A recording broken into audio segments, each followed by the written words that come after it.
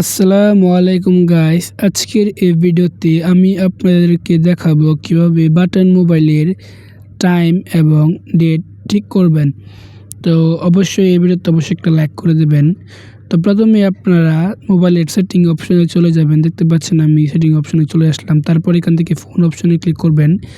তারপর এখান থেকে দেখতে পাচ্ছেন লেখা টাইম অ্যান্ড ডেট, এখানে ক্লিক করবেন। তারপর এখান থেকে আস্তে আস্তে নিচে আসবেন। নিচে এসে দেখতে পাচ্ছেন লেখা টাইম ডেট, এখানে ক্লিক করবেন।